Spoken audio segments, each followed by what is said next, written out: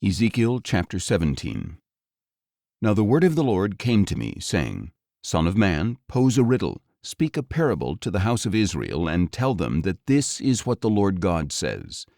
A great eagle with great wings and long pinions full of feathers of many colors came to Lebanon and took away the top of the cedar. He plucked off its topmost shoot, carried it to the land of merchants, and planted it in a city of traders. He took some of the seed of the land and planted it in fertile soil. He placed it by abundant waters and set it out like a willow. It sprouted and became a spreading vine, low in height with branches turned toward him, yet its roots remained where it stood. So it became a vine and yielded branches and sent out shoots.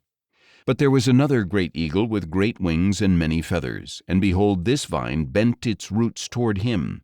It stretched out its branches to him from its planting bed, so that he might water it.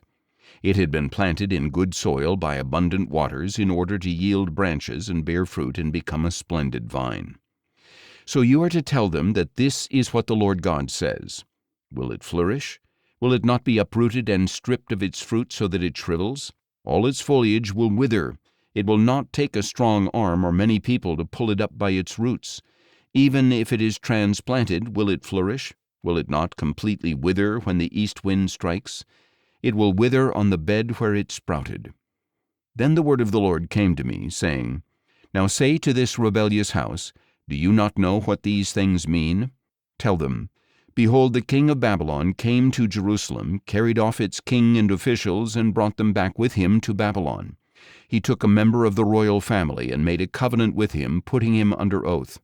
Then he carried away the leading men of the land, so that the kingdom would be brought low, unable to lift itself up, surviving only by keeping his covenant.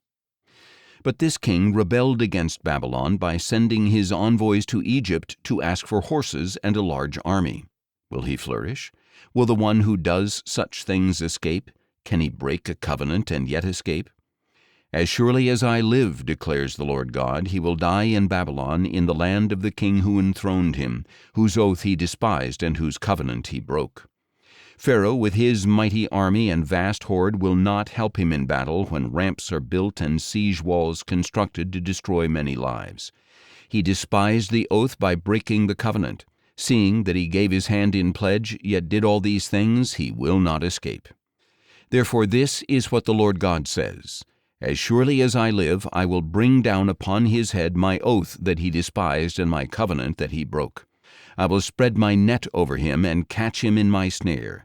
I will bring him to Babylon and execute judgment upon him there for the treason he committed against me. All his choice troops will fall by the sword, and those who survive will be scattered to every wind. Then you will know that I, the Lord, have spoken. This is what the Lord God says. I will take a shoot from the lofty top of the cedar, and I will set it out. I will pluck a tender sprig from its topmost shoots, and I will plant it on a high and lofty mountain. I will plant it on the mountain heights of Israel, so that it will bear branches.